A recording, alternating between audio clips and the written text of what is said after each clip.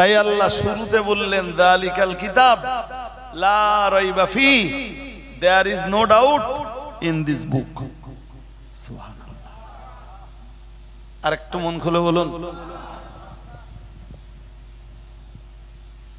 এবারে আরো দুটো তিনটা কথা একটু বলি, একটু খেয়াল করুন।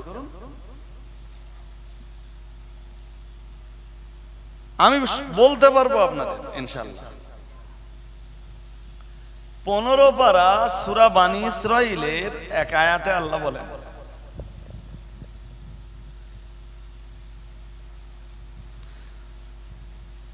পারা সূরা বানী ইসরাঈলের কোথায় রয়েছে, কত রুকুতে রয়েছে, কত নম্বর আয়াতে আছে, সব বলতে হবে।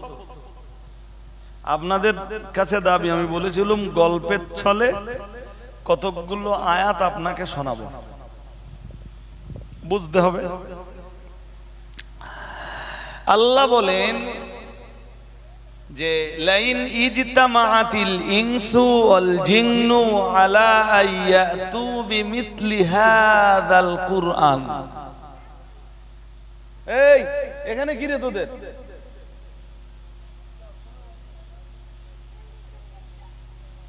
দুটো এসে হাজির হয়েছে, তা সে বড্ড বুড়ো। যাক, এদিক মেয়েরা আছে, মেয়েরা আমার এসব কথা বুঝবে না ভাই। সব আপনারা একটু মন লাগান, আমার এই আগের কথার সাথে পরের কথাগুলো এবার মিলবে। আল্লাহ বলেন লাইন ইজতামাআতিল ইনসু ওয়াল জিন্নু, যদি মানুষ এবং জিন একত্রিত হয়,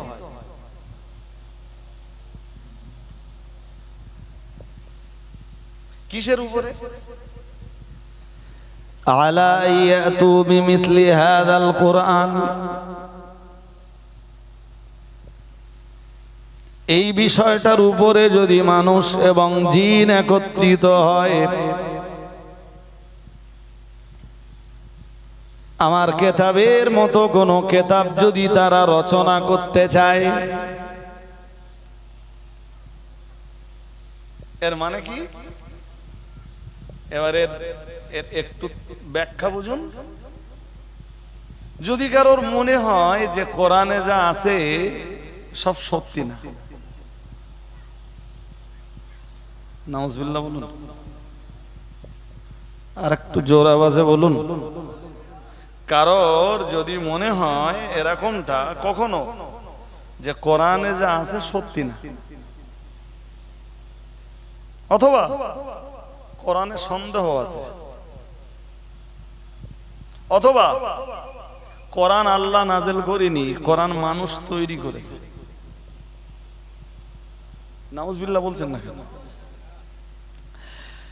তো এই জাতীয় সন্দেহ যদি কারোর ভিতরে দানা বাঁধে, তো আল্লাহ বলেন তোমরা একটা কাজ করো, তামাম পৃথিবীর মানুষ তোমরা একত্রিত হও। গয়লায় যদি কিছু শিক্ষিত লোক থাকে, স্বরূপনগরেও কিছু শিক্ষিত লোক আছে, কাউকে পাড়াও কিছু শিক্ষিত লোক আছে, বেড়াচাপা দেবালয়ে কিছু শিক্ষিত লোক আছে, দেগঙ্গায় কিছু শিক্ষিত লোক আছে, বেলেঘাটায় আছে, বারাসাতে আছে, গোলাবাড়ি আছে, কাজীপাড়ায় আছে। এইরকম পৃথিবীর এডুকেটেড পারসন যারা, শিক্ষিত মানুষ যারা, তারা সবাই একটা জোটবদ্ধ। ধরুন জোটবদ্ধ হয়ে তাদের দাবি কোরআন ঠিক না। তোমরা একটা কাজ করো, তোমরা এই শিক্ষিত মানুষেরা জোটবদ্ধ হয়ে আমার কোরআনের মতো একটা কিতাব বানাও।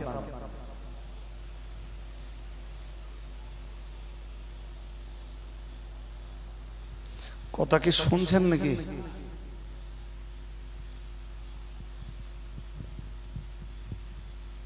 আমার কোরআনের মতো একটা কিতাব বানাও। আল্লাহ বলেন, তবে শোনো, লা ইয়াতুনা বিমিথলিহি, তোমরা তামাম দুনিয়ার মানব জাতি, শুধু মানব জাতি নও, ওই সঙ্গে দানব জাতিকেও যদি তোমরা ডেকে নাও, মানুষ আর জিন জাতি সম্মিলিত হয়ে যদি আমার কোরআনের মতো একটা কিতাব রচনা করার চেষ্টা তোমরা করো, আমি আল্লাহ পাক রব্বুল আলামিন ঘোষণা দিচ্ছি, লা ইয়াতুনা বিমিথলিহি, হাজার পরিশ্রম করার পরেও, হাজার চেষ্টা করার পরেও না না না না না, আমার কোরআনের মতো কোনো কিতাব তোমরা রচনা করতে পারবে না। আরেকটু মন খুলে বলেন, কি বললেন আল্লাহ? বললেন শুধু তোদের দিয়ে তো হবে না, একটা কাজ কর, তোরা পারবি না। তো বহু ক্ষেত্রে মানুষ যেটা না পারে, জিনে সেটা পারে। শুনছেন নাকি? ও জিন চোখে দেখা যায়, খালি চোখে আমরা দেখি? হ্যাঁ, দেখি না তো। যদিও এটা মনে রাখবেন যে জিনের চাইতে মানুষের ক্ষমতা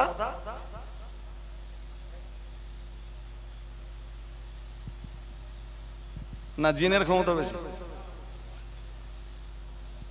যদি বলেন যে হুজুর জিনের ক্ষমতা বেশি, তাহলে আমায় বলতে হবে, কোরআন থেকেই আবার বলতে হবে, রানী বিলকিসের সিংহাসন সুলাইমান নবীর দরবারে আনবার জন্য জিন যতটা সময় চেয়েছিল, মানুষের ভিতরে আল্লাহর কোন এক বান্দা তার চেয়ে অনেক কম সময়ে একটা চোখের পলক পড়তে পড়তে রানী বিলকিসের সিংহাসন সুলাইমান নবীর দরবারে হাজির করেছিল। জিন সময় চেয়েছিল অনেক অনেক বেশি। আর ইসমে আজম জানা আল্লাহর এক বান্দা, তিনি ইসমে আজম জানতেন। তিনি বললেন, হুজুর চোখের পলক পড়ার আগেই আমি হাজির করে দেব। সুবহানাল্লাহ বলুন। ক্ষমতা কার বেশি হলে? আমি ব্যাখ্যা দিতে চাচ্ছি না ভাই সাহেব, শুধু সার কথাটা ধরিয়ে দিতে চাচ্ছি। আল্লাহ বলেন, লা ইয়াতুনা বিমিথলিহি, তোমরা মানুষ আর জিন একত্রিত হয়েও হাজার পরিশ্রম, হাজার চেষ্টা করেও আমার কোরআনের মতো কিতাব তোমরা বানাতে পারবে না। আর একটু মন খুলে আচ্ছা বলেন তো, যে কোন জিনিস, আমার দিকে তাকান, আমার দিকে তাকাতে হবে, কোন জিনিস বানানো প্রথমবার কঠিন না দ্বিতীয়বার কঠিন? কঠিন প্রথমবার হয় না দ্বিতীয়বার হয়? কোরআন যদি প্রথমবারে মানুষ তৈরি করে থাকে, তো মানুষ দ্বিতীয়বার পারবে না কেন?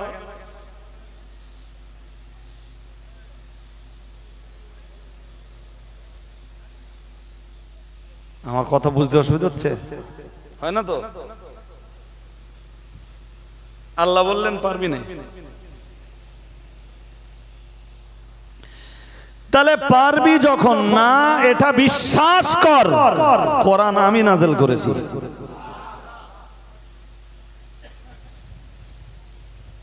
হয় কোরআনের মতো একটা কিতাব তৈরি করে দেখা, যে কোরআন মানুষ তৈরি করেছিল, আমরা একটা তৈরি করে দেখালাম। আর তা যদি না পারিস, তাহলে বিশ্বাস কর, কোরআন আমি আল্লাহ আমি নাযিল করেছি, আমার নবীর উপরে জিবরাইলের মাধ্যমে আমি কোরআন নাযিল করেছি। এবং কোরআনে যা যা আছে সব বিশ্বাস কর।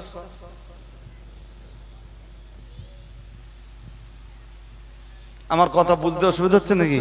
হ্যাঁ, দেখুন, আমি গয়লার মানুষদের বলছি যে এই বিশ্বাসের জায়গাটা যদি আপনার মজবুত হয়, আমার 5 মিনিটের ওয়াজ আপনার হেদায়েতের জন্য যথেষ্ট।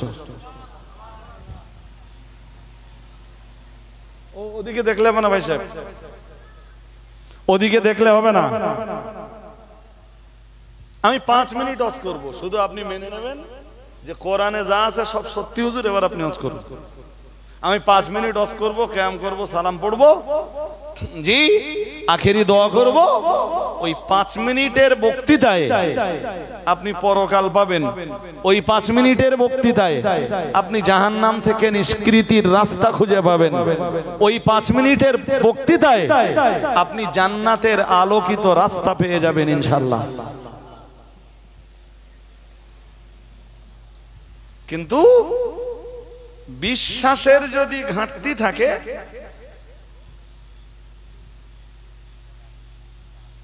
তো কাইম সাহেব কেন ভাই ও জিবরাইলকে দিয়েও ওয়াজ করিয়ে কিচ্ছু হবে না। আমি আরো দুটো কথা বলি। আমারও তো বয়স আস্তে আস্তে ভাঙতেছে, মুফতি সাহেবের মতো অতটা বয়স হয়নি আমার। তা এখন ধরুন 40 ছুঁই ছুঁই।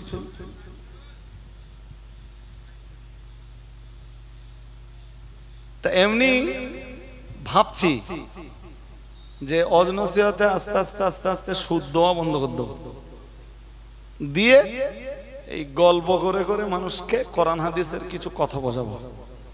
তাতে মানুষ আমার নিল না, এতে আমার কিচ্ছু এসে যায় না। সূরা মুলকের একটা আয়াতের ধারণা দেই, একটু বোঝেন।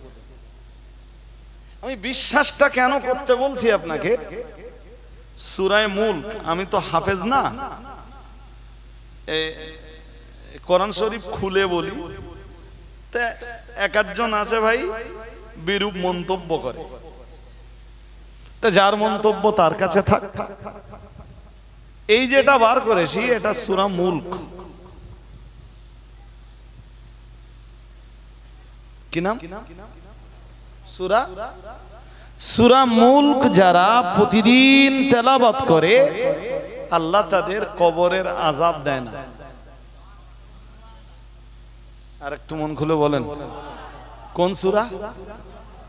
সূরায়ে যারা পড়তে পারেন পড়বেন, আর যারা না পারেন অবিলম্বে শিখে নেওয়ার মতো একটা মন তৈরি করে বাড়ি কোরআনটা শিখবো।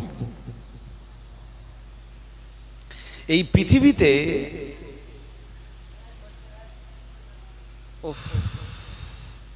এই তোরা এখন গ্যাঞ্জাম করতেছিস, একটু সবর ভাই, একটু সবর।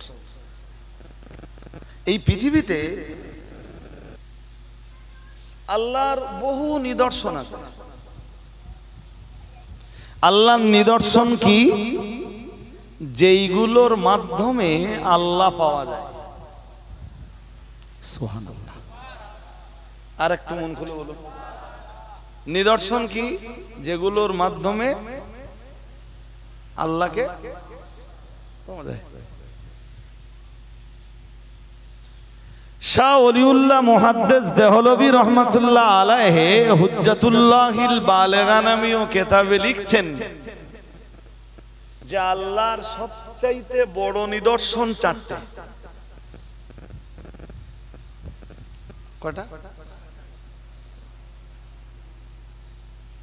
মুখস্থ করুন। 1 রাসূলুল্লাহ। সুবহানাল্লাহ পড়েন তো। 1 কি? বিশ্বনবী।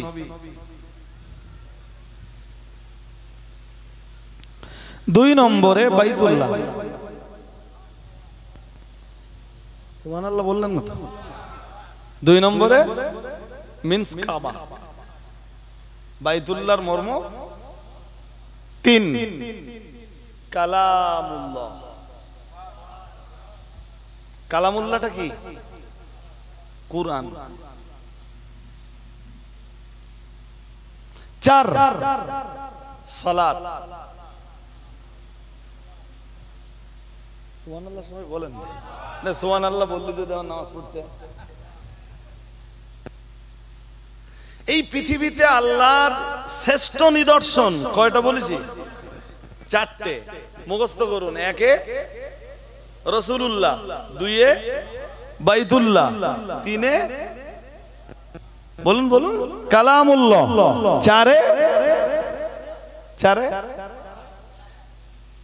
আমরা রসুলকে দেখেছি, সবাইকে বলতে হবে দেখেছি, দেখলাম না, দেখলাম না। দুই, বহু মানুষ আছে যারা কাবাও দেখিনি। আরে বাবা, গয়লার অধিকাংশ লোকে কাবা দেখে। তাহলে এক, রসুল পেলাম না, দুই, বাইতুল্লাহ পেলাম না, তিনে কি বলেছিলাম কালামুল্লাহ, সেটাও অনেকেই পেলাম, বাট হাতে কখনো ধারণ করলাম না, আর কিতাবটাকে খুলে কখনো পড়লাম না। এসে আপনাদের এই মডেলে গেছিলাম, দেখতেছিলাম,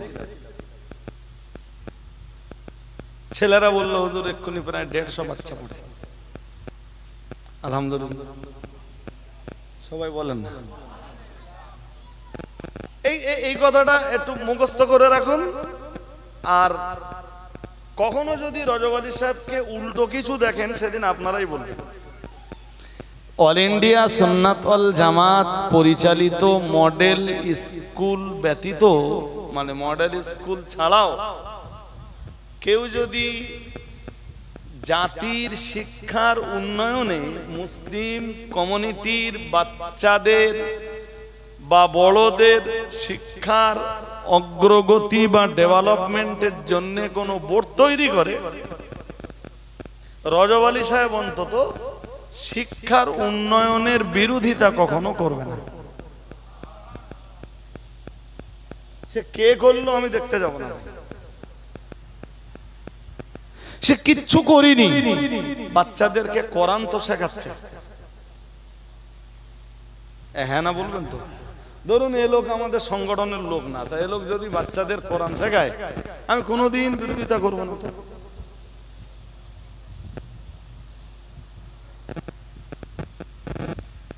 এ যারা বিরোধিতা করে এরা গোমড়া না হোমড়া, আমার আজ পর্যন্ত মাথায় ঢোকেনি। বুঝতে পারেননি কথা? আরে শিক্ষার সঙ্গে বিরোধিতা করার কি আছে? তুই এটা কর, চালা।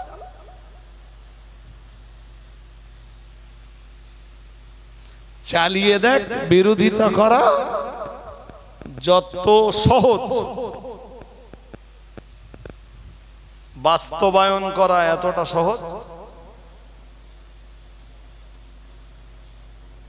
তুই চালিয়ে দেখ, আস্তে আস্তে দেখবি যে মাথার চুল উঠতে উঠতে উঠতে উঠতে না প্রায় টাক হয়ে গেছে। এটা চালা।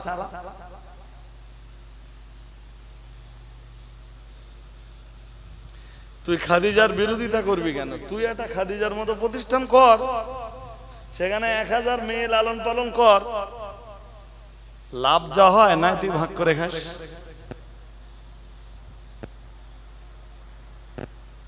কিন্তু চালিয়ে দেখ, চালিয়ে দেখ, ব্লেড লাগবে না, এমনি নেড়া হয়ে যাবে।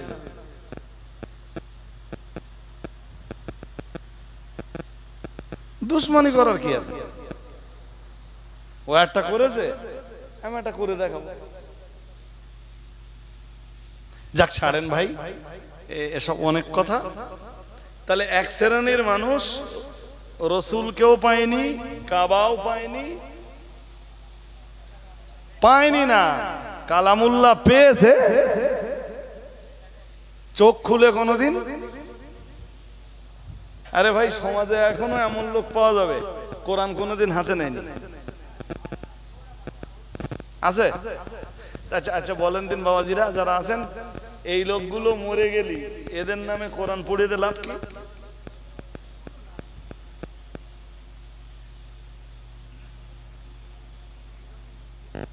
আর কাল জানা বলবেন না রজব আলী সাহেব বলে গেছে যে লাভ কিচ্ছু হবে না। এটা আমি বলিনি, বলো, জাস্ট আপনাদের কাছে থ্রো করেছি, থ্রো, হতেও পারে লাভ। ক্যান্সার রোগীর কেমো দেওয়া আর এই জাতীয় লোকেদের জন্য কোরআন পড়ে দেওয়া প্রায় দুটো সমান, প্রায় দুটো। মন মানে না ক্যান্সার রোগীর কেমো দেওয়া, তো সারা জীবন কোরআনের সাথে কোনো সম্পর্ক রাখিনি, এখন মরে গেছে, কোরআন পড়ে দাও যদি কিছু উপকার। কথা কি বুঝতেছেন নাকি? হ্যাঁ, যদি ভাই সাহেব বাঁচতে চান, মাই রিকোয়েস্ট, কোরআনটা তুলে নেন, কোরআন পড়ুন, রোজ পড়ুন, প্রতিদিন পড়ুন, সকালে পড়ুন, সন্ধ্যায় পড়ুন, রাত্রে পড়ুন। ওসমান গনি এত বেশি কোরআন পড়তেন, যেদিন তিনি শহীদ হচ্ছেন, যে মুহূর্তটাতে তিনি শহীদ হচ্ছেন, ওই মুহূর্তে ওনার সামনে আল্লাহর কোরআন খোলা।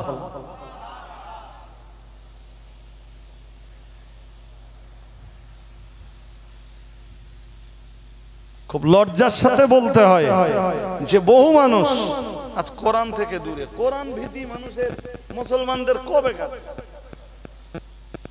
আরে বাবা, দিলীপ বাবুও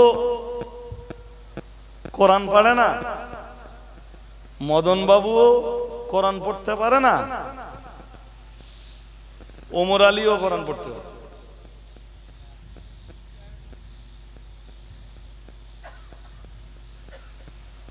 আমি ঠিক জানি না যে দিলীপ বাবু, মদন বাবু আর ওমর আলী তিনজনের ভিতরে পার্থক্যটা কি?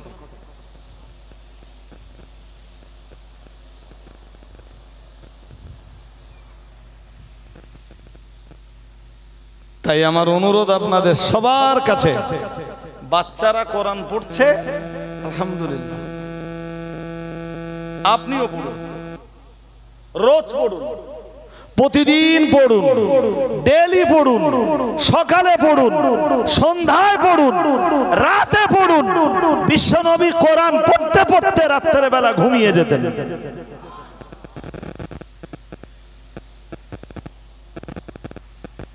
এমন কোন রাত ছিল না যেই রাতে রাসূলুল্লাহ সূরা মুলক আর সূরা সাজদা পড়তেন না। এমন কোন রাত ছিল না যেই রাতে নবী সূরা তাকাসুর পড়তেন না। সুবহানাল্লাহ বলতে পারেন না?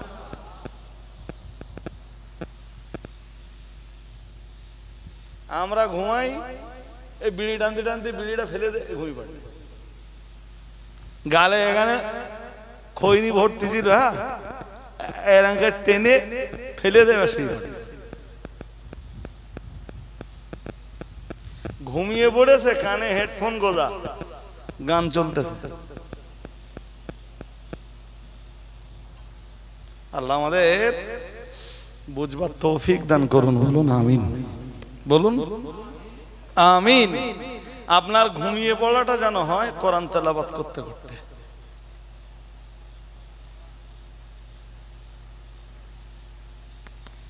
যাক, তো যেটা বলবো বলে এত কথা বলেছি, বলতেছিলাম সূরা মুলকটা প্রতিদিন একটু পড়বেন। তা সূরা মুলকের 7 নম্বর আয়াত, পরে 8টা বলবো, তারপরে যদি দরকার হয় 9টাও বলবো। তাকাদু তামাইয়াজু মিনাল গায়ব, রাগে ক্ষোভে জাহান্নাম ফেটে পড়বে, গর্জাবে জাহান্নাম।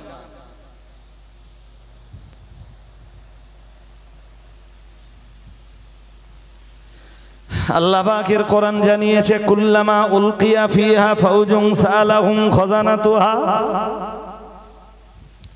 আল্লাহ পাকের কোরআন জানিয়েছে, কুল্লামা উলকিয়া ফিহা ফাউজুন আর জাহান্নামের ভিতরে যখনই কাউকে নিক্ষেপ করা হবে অথবা কোনো দলকে যখন কোনো গোষ্ঠী কোনো শ্রেণীকে যখন জাহান্নামের ভিতরে নিক্ষেপ করা হবে আল্লাহ পাক রব্বুল আলামিন জানিয়েছেন সালাহুম খাজানাতুহা আল্লাহ পাকের কোরআন জানিয়েছে জাহান্নামের দারোগা সেদিন জিজ্ঞাসা করবে আলাম ইয়াতিকুম নাদির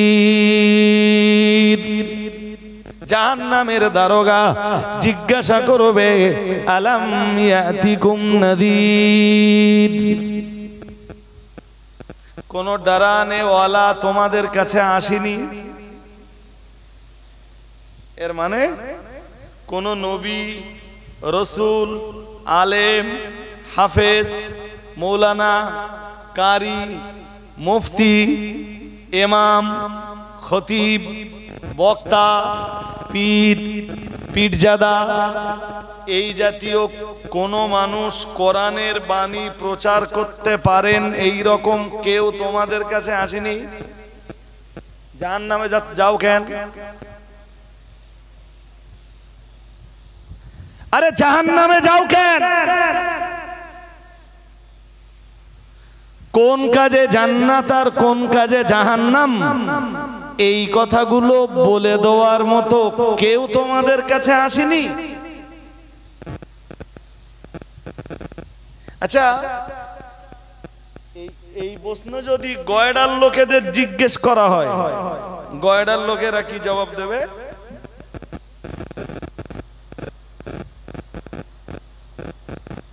কথা বলেন আরে বাবা কোরআনের কথা বলবার মতো জান্নাতের আলোচনা করবার মতো জাহান্নামের আলোচনা করবার মতো কবরের শাস্তির বর্ণনা দেওয়ার মতো কেউ এই গয়ড়া গ্রামে কখনো আসেনি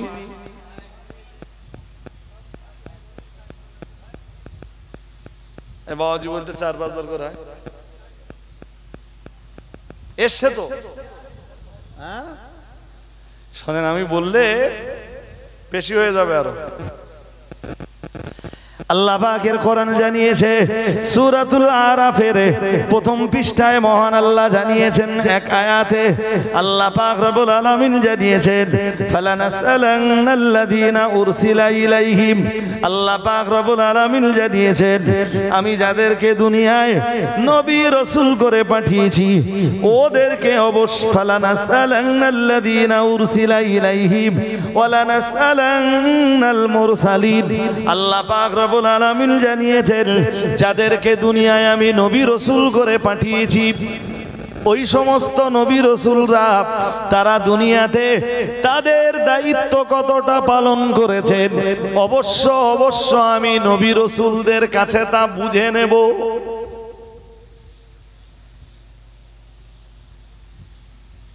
এই কথাটা একটু ভালো করে বোঝেন যুগে যুগে মানুষের হেদায়েতের জন্য আল্লাহ পাঠিয়েছেন বলুন কিছু বলতেছেন না কেন পৃথিবীতে নবী রাসূল না এলে মানুষ সঠিক রাস্তাটা কখনোই না তার চেয়ে বড় কথাটা শুনে রাখুন মানুষ কখনো নিজেদেরকে মানুষ বলে পরিচয় দিতে মানুষ হয়ে যেত পশুর চাইতে আরো নীচ মানুষ হয়ে যেত পশুর চাইতে আরো অনেক বেশি নিকৃষ্ট আরেকটু জোর করে বলবেন আপনি যদি এর ব্যাখ্যা চান হুজুর মানুষ হওয়ার জন্য নবী রাসূল কেন দরকার আমার কাছে তার ব্যাখ্যা আছে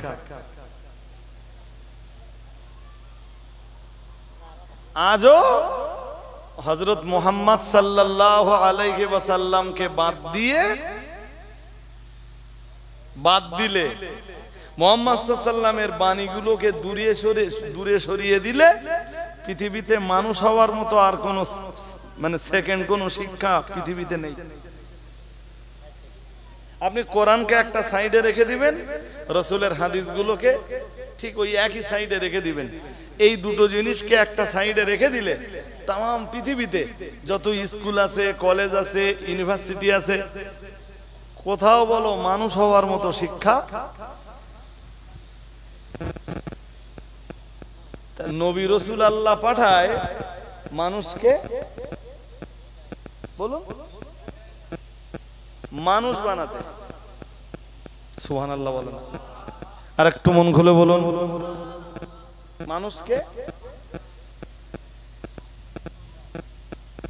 আচ্ছা, আমি এটা দুটো উদাহরণ না দিলে আপনাদের ঠিক ঠিক বোঝাতে পারবো না।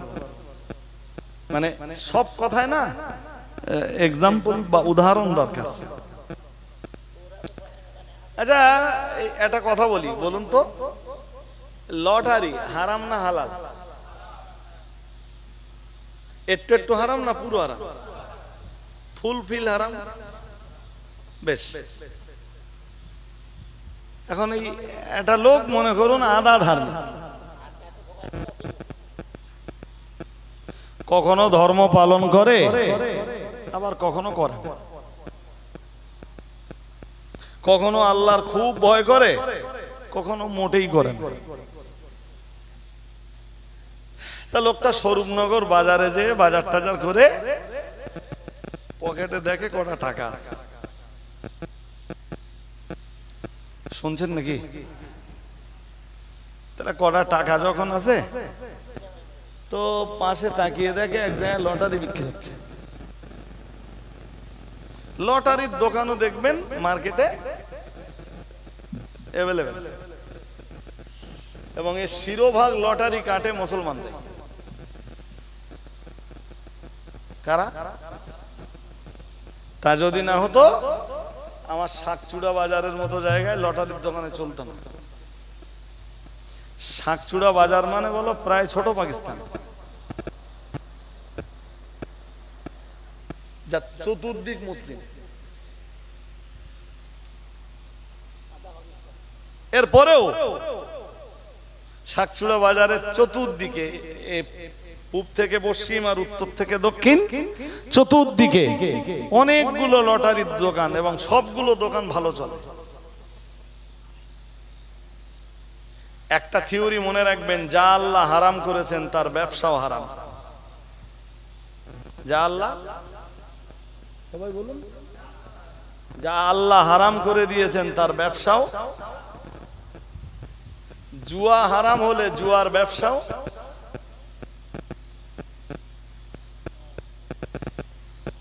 মদ হারাম তাই মদের ব্যবসাও হারাম। এরপরেও যারা করে ভাই তাদের হিসাব তারা দেবে। তা লোকটা 50 টাকা লটারি কেটেছে, পরের দিন বাজারে যে মেলাচ্ছে, যে দেখে 5000 টাকা পড়েছে। বাইরে মন দিলে হবে না ভাই, ক টাকা?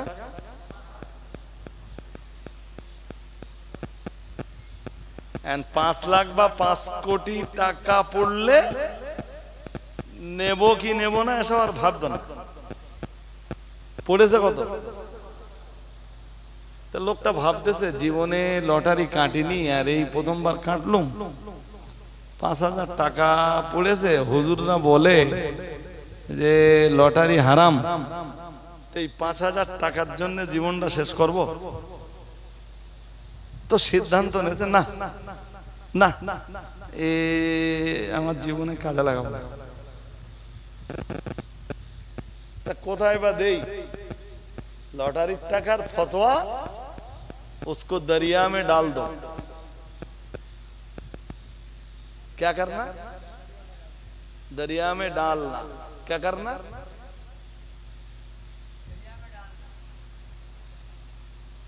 লটারিতে টাকা পেয়েছো, সমুদ্রে ফেলে দাও, নদীর পানিতে ফেলে দাও। হারাম করে দিয়েছেন কে? কোথায় আছে এটা? কোন কোরআনে? আজকে কি বলে? সেই কোরআনে যেখানে আল্লাহ বলেন যালিকাল কিতাব লা রাইবা ফি, মনে নেই? সেই কোরআনে আল্লাহ হারাম করে দিয়েছেন, যে কোরআন শুরুতেই বলেছে there is no doubt in this book, এই কিতাবটির ভিতরে কোনো সন্দেহ নেই। সুবহানাল্লাহ। আর একটু মন খুলে বলুন, নাকি লটারি হারাম বললে তখন একটু একটু সন্দেহ হয়? হ্যাঁ না বলো বলো। লটারি হারাম বললে একটু সন্দেহ হয়? ছাড়ো, কি কি বোঝাচ্ছিলাম? ও, লোকটা সিদ্ধান্ত নেছে তা এ টাকা আমার জীবনে কাজে লাগাবো না, আমার পরিবারের লোকেদের জীবনেও কাজে লাগাবো না, তা কি করবো এ টাকা? লোকটা ঝটপট সিদ্ধান্ত নিয়ে ফেলেছে যে পশুর জন্য হারাম হালাল নেই, এই টাকায় পশুর খাবার বানাবো। ওর নিজের সিদ্ধান্ত বলো। তা বাজারতে আসবার সময় কটা পাউরুটি কিনেছে আর সিদ্ধান্ত নেছে, ফর এক্সাম্পল সিদ্ধান্ত নেছে সামনে যত কুকুর দেখা হবে একটা করে পাউরুটি কুকুরের সামনে ফেল দেবো। আচ্ছা, লটারিতে পাওয়া টাকায় পাউরুটি কিনে ওই পাউরুটি যদি কুত্তার সামনে ফেলা হয়, কুত্তা হারাম হালালের বাদ বিচার করবে? খাবে না ভাই সাহেব? আচ্ছা, ওই টাকায় যদি গোস্ত কিনে ওর সামনে দেওয়া হয়, খাবে না?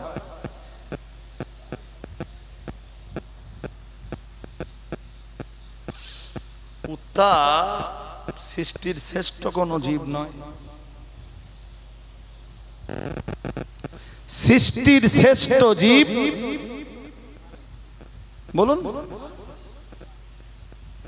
ওয়ালাকাদ কাররামনা বানি আদামা ওয়া হামালনাহুম ফিল বাররি ওয়াল বাহরি ওয়া রাযাকনাহুম মিনাত তাইয়্যিবাতি ওয়া ফাদ্দালনাহুম আলা কাসীরিম মিম্মান খালাকনা তাফদীলা।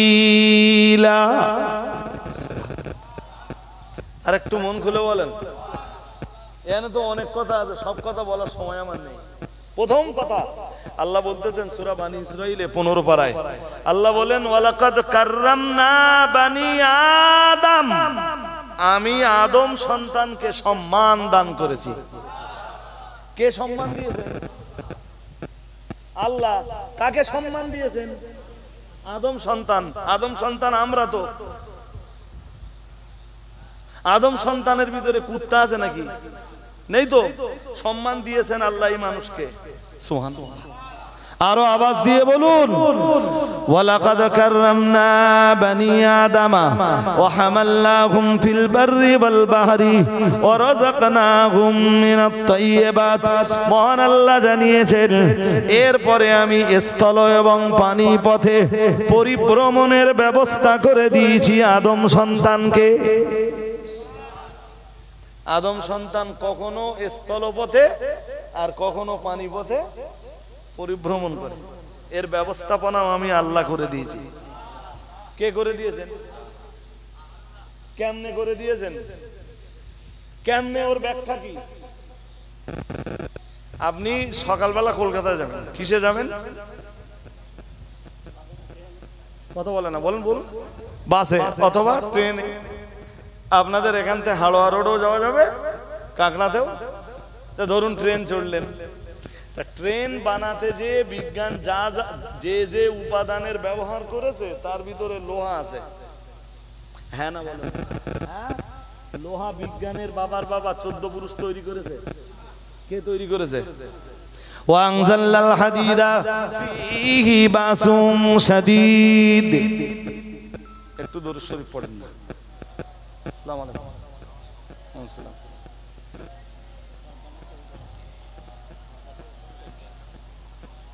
কেন?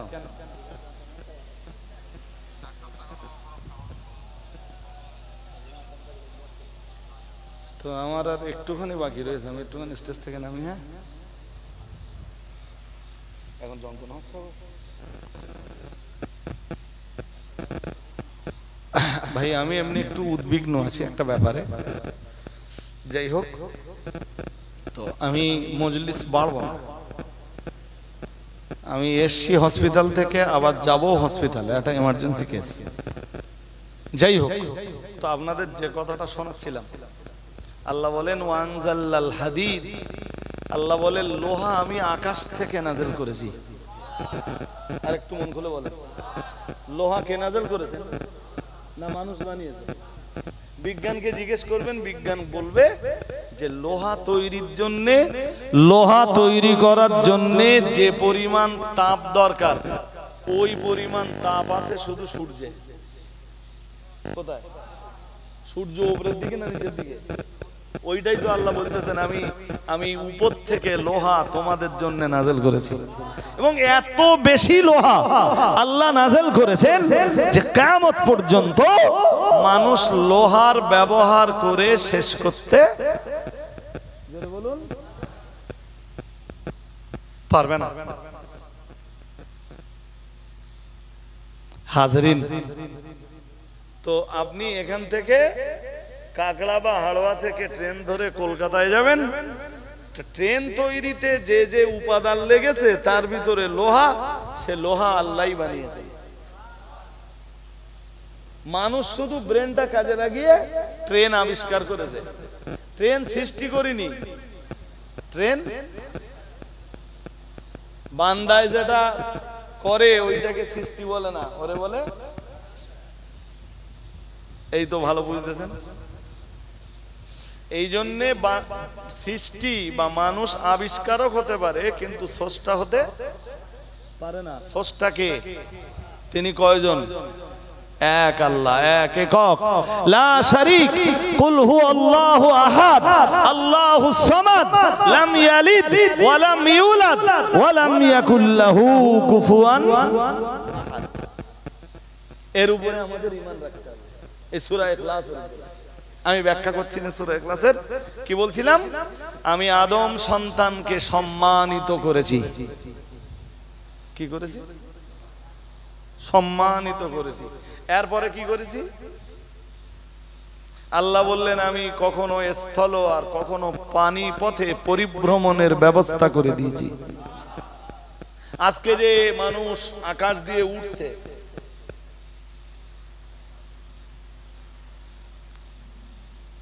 মানুষ মাথার উপরে উঠছে না প্লেনে? প্লেনে হ্যাঁ, তো প্লেনে যা যা যন্ত্রপাতি আছে,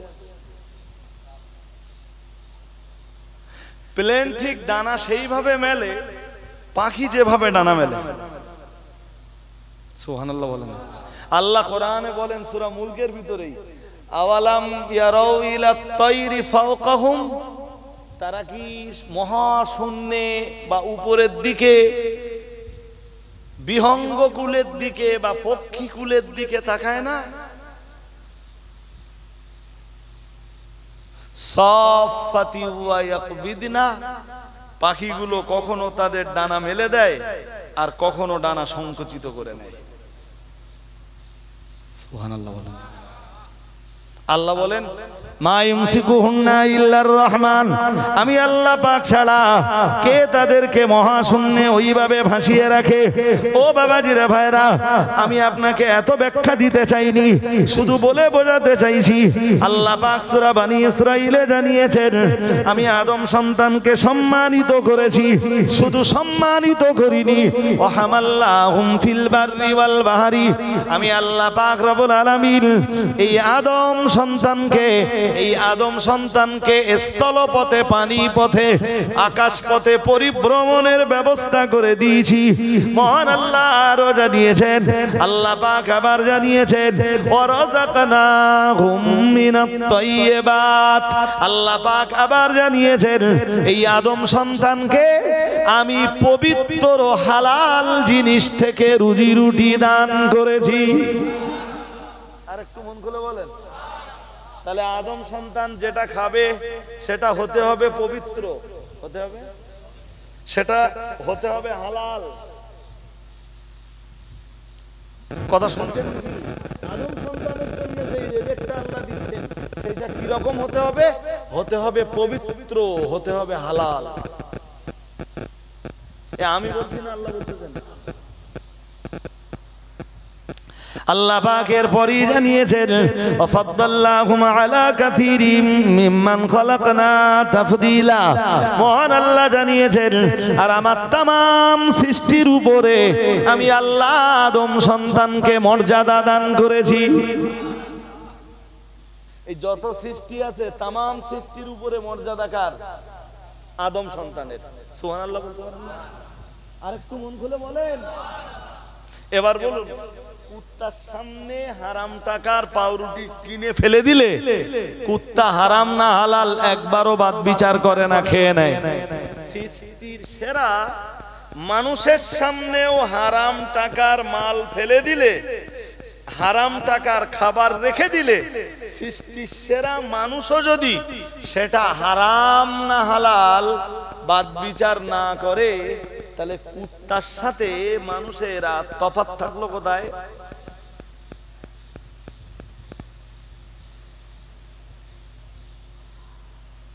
বুঝতে অসুবিধা হচ্ছে?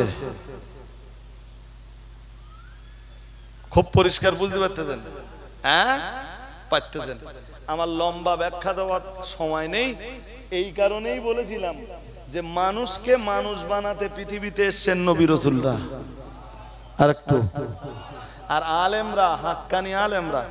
এখন তো এমনি ওয়াজের ময়দানগুলো হয়ে গেছে কি, এই যে বাবা 2 ঘন্টা একটা ঘটনা ধরে দেব, তোমরা জান্নাতে গেলে না জাহান্নামে গেলে আমি হুজুর আমার কিছু এসে যায়? আমি এই যে 2 ঘন্টা একটা ঘটনা ঢেকে দে, বাড়ি চলে যাব। জি, এই তো চলতেছে। জি, ছাড়ুন। কি বলছিলাম? সূরা মুলক। কাউকে যখন জাহান্নামে দেওয়া হবে, জাহান্নামের দারোগা জিগাবে তারে ডাক দিয়ে, আলাম ইয়াতিকুম নাদির, তোমাদের কাছে কোন নবী কোন রসুল কেউ আসেনি?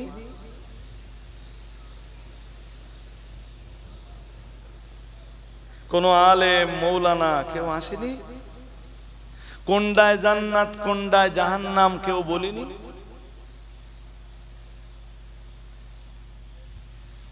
গয়ডার লোকে কি উত্তর দেবে? ওই তো সূরা মুলকের 7 নম্বর আয়াত। আল্লাহ পাকের কোরআনে জানিয়েছে, আল্লাহ পাকের কোরআনে জানিয়েছে জাহান্নামীরা ওই মুহূর্তে বলবে ক্বালু বালা, জাহান্নামীরা বলবে ইয়েস, আমাদের কাছে নবী রাসূলরা এসেছিল, আলেমরা এসেছিল, মৌলানারা এসেছিল, ইমাম এসেছিল, খতিব এসেছিল, পীর সাহেব এসেছিল, পীরজাদারা এসেছিল, তারা কোনটায় জান্নাত আর কোনটায় জাহান্নাম আমাদের কাছে স্পষ্ট করে দিয়েছিল। ওরাই বলবে। ওই দলে আপনি থাকলেও আপনারও বলা লাগবে না লাগবে না? আরে হ্যাঁ না কিছু বলতেছেন না কেন? বলা লাগবে না লাগবে না? আল্লাহ এসেছিল তো। তাহলে তোমরা জাহান্নামে যাচ্ছ কেন? এরা জাহান্নামের দারোগাকে জবাব দিয়ে বলবে বালা কদ জাআনা নাযীরুন ফাকাযাবনা, এসেছিল, কাইম সাহেব এসে ওয়াজ করতো, কাইম সাহেব ওয়াজ করে যেত, আর আমরা ভাবতাম এসব সব কাইম সাহেবের টাকা কামাই করার ফন্দি।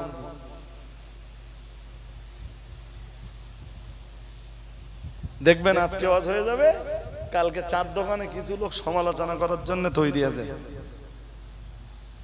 বলে হুজুরগা কথা বাদ দাও দিন, হুজুররা নিজেরাই ঠিক নেই, আমরা কত ভালো হব। মানে এই হুজুররা কোরআন দিয়ে হাদিস দিয়ে 2 ঘন্টা ধরে যা ওয়াজ করলে ওর এক কথায় সব সব শুধু ডিলিট না, সুরটা অস্বীকার করা যে হুজুররা নিজেরাই ঠিক নিতে আমরা কত ঠিক হব। ঠিক কোরআনে আল্লাহ ওই কথাটাই বলেছেন, বালা কদ জাআনা নাযীরুন ফাকাযাবনা ওয়া কুল্লা মা নাযালাল্লাহু মিন শাই ইন আনতুম ইল্লা ফী দালালিন কাবীর ওয়া ক্বালু লাউ কুননা নাসমাউ ওয়া নাকিল মা কুননা ফী আসহাবিস সাঈদ ফা'তারাফু বিযামবিহিম ফাসুহকাল লিআসহাবিস সাঈদ ইন্নাল্লাযীনা ইয়াখশাউনা রাব্বাহুম বিল গায়ব।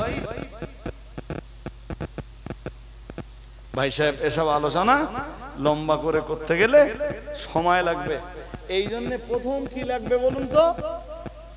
কোরআন শুনবার আগে, আলেমের মজলিসে বসবার আগে আপনাকে বিশ্বাস করা লাগবে যে কোরআনে যা আছে সব সত্য, সব নাযিল করেছেন আল্লাহ। আমি কি বোঝাতে পারছি নাকি? এই কালেকশন আছে নাকি? কি কালেকশন? ভাই আমি খুব ব্যস্ত হয়ে যাচ্ছি, ভীষণ ব্যস্ত হয়ে পড়ছি। তো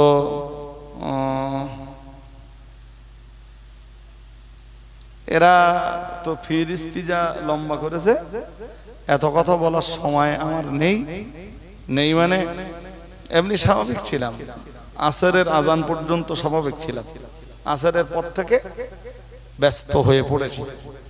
যাই হোক, তো এমনি কেসটাও সিরিয়াস।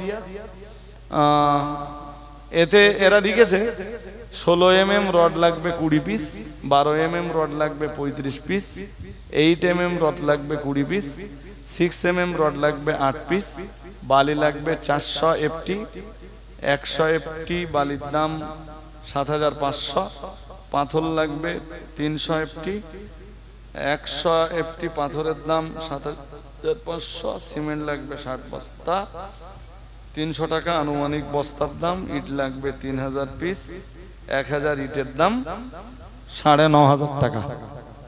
তো এরা চাচ্ছে মিন্স ভাই মাদ্রাসা তো আপনাদের, সোজা কথায় আমরা এমনি শেষ হয়ে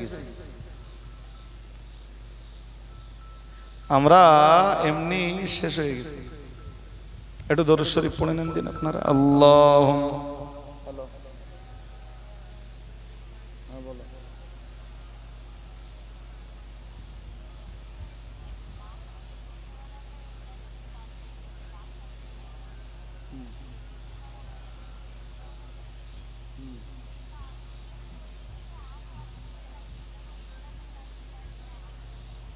আমি 10-15 মিনিট বাদে হসপিটালে ফোন করছি, তুমি রাখো, আমার স্টেজ প্রায় শেষ হওয়ার মতো, রাখো। হাজারিন, তো একদম শেষ লগ্নে এসে আমি আপনাদের বলবো ভাই, সময় নেই আমার হাতে, সময় দিতে পারছি না, আমি ইচ্ছা হয়তো ছিল। তো এই রড, এই বালি, এই পাথর, এগুলো সব আপনাদের একটু দায়িত্ব নিয়ে দিতে হবে। কে কি দেবেন আল্লাহর হস্তে, একটু যদি বলেন 5-7 মিনিটের ভিতরে, তো আমি আপনাদের কাছে কৃতজ্ঞ থাকব। অনেকটা সময় সাপেক্ষ, তবুও বলছি, রড, বালি, ইট, সিমেন্ট, পাথর এবং টাকা কে কি দেবেন আল্লাহর হস্তে একটু বলুন। 16 mm রড, ওই যে বাবাজির নাম কি, লেখেন, হ্যাঁ, হাজি লুৎফার চাচাজি, উনি 2000 টাকা দেবেন। হ্যাঁ, 10 বস্তা সিমেন্ট। রাজ্জাক বাবাজি, উনি 10 বস্তা 2000 টাকা দেবেন। আর লুৎফার চাচাজি, উনি 10 বস্তা সিমেন্ট দেবেন। আল্লাহ কবুল করুন, বলুন আমিন, বলুন না আমিন। সবাই একটু একটু করে দায়িত্ব নেন, ভাই সাহেব হয়ে যাবে। আমার এই ভাই সাহেব 5 বস্তা, নাম কি,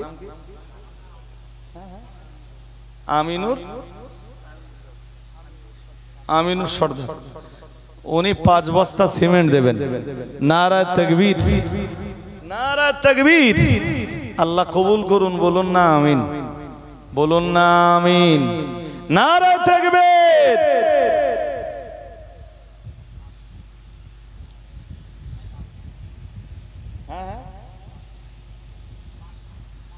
500 টাকা। নাম কি আপনার? শামসুর আফসার আলী মন্ডল, উনি 500 টাকা দেবেন। আল্লাহ কবুল করুন, বলুন আমিন। ছেলেরা বলো না আমিন। নারায়ে তাকবীর। কি দেবেন? মমিন সর্দার। কি সরলা টাইটেল আছে? বেশ, আমি প্রথমবার শুনছি। মমিন সরলা, উনি 500 টাকা দেবেন। আল্লাহ কবুল করুন, বলুন না আমিন। নারায়ে তাকবীর। ভাই একটু তাড়াতাড়ি বলতে হবে।